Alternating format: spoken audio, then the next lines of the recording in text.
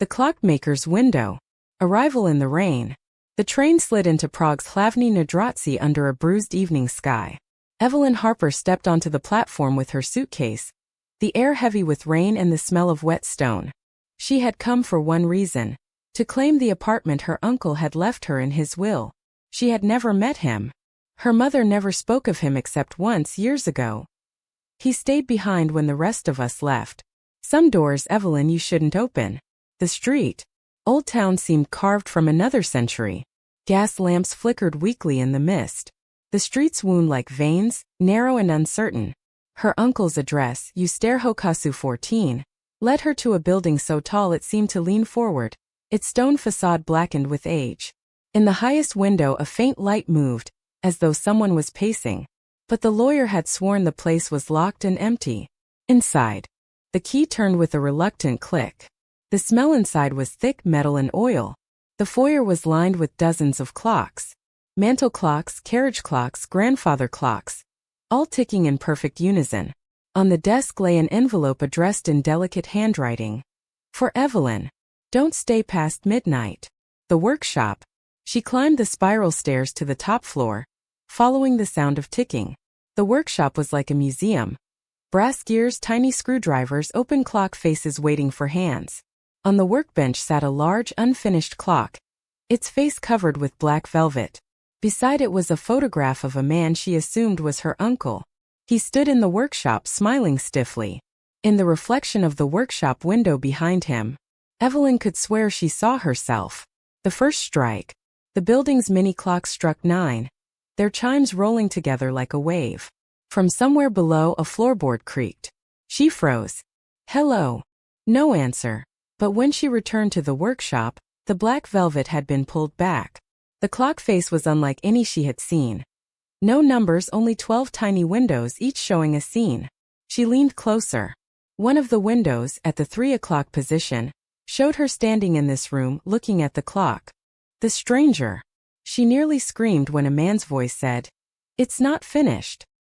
He stood in the doorway, tall, dressed in an old-fashioned waistcoat. His eyes were a startling pale blue. "I'm Lucas," he said. "Your uncle's apprentice." "My uncle, he's dead, right?" Lucas tilted his head. Dead is a simple word for a complicated truth. The warning. He explained that the clock was special. A map of 12 possible moments. Her uncle had built it to see not just time but fate. Each window showed a choice, and once the hands pointed to it, the moment became inevitable. "You shouldn't touch it," Lucas said. "Your uncle stopped the mechanism for a reason." But when she looked, the clock hands had moved. Slowly, deliberately, ticking toward 3. The window. She watched as the tiny scene in the 3 o'clock window began to change. Now it showed her not just looking at the clock but something behind her. She turned. The workshop window was no longer showing the foggy street below. Instead, it looked out over a dark river. Not the Vltava, but something wider, blacker, with no lights on either shore. Lucas stepped between her and the window. "If you see it, it sees you. You need to leave." The descent. They moved toward the stairs, but each landing was wrong. On the first landing, the wallpaper was no longer peeling but brand new. On the second, she heard voices speaking in German, laughter from decades ago. On the third, the air smelled of smoke and ash. By the time they reached the foyer, every clock had stopped. The choice. The black velvet clock was now on the desk downstairs. She didn't remember carrying it. The hands had advanced to 6 o'clock. The scene in the 6 o'clock window showed her standing in the street outside the building, rain falling. But behind her in the mist was a tall, faceless figure. Lucas's voice was urgent. "Once the clock shows you outside, you can't come back in. Decide now, stay or go." Midnight approaches. She thought of her life back home. Gray, empty, lonely. She thought of her mother's warning. She thought of her uncle building a machine to trap time. And she made the wrong choice.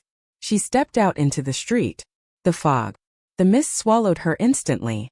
Footsteps followed, slow and heavy. She turned. The faceless figure was closer now, its presence bending the air. She ran, but the streets were no longer Prague. The cobblestones turned to black water under her feet.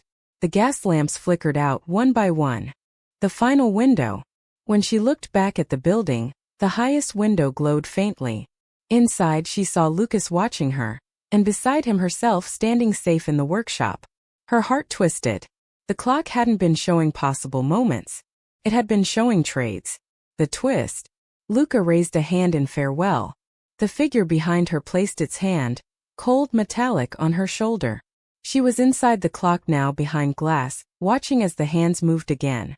1 week later, a new tenant arrived at Usterho Kasu 14. In the workshop, Lucas greeted her warmly. On the workbench, the clock face gleamed. In the 9 o'clock window, Evelyn watched, smiling faintly, as the newcomer leaned closer.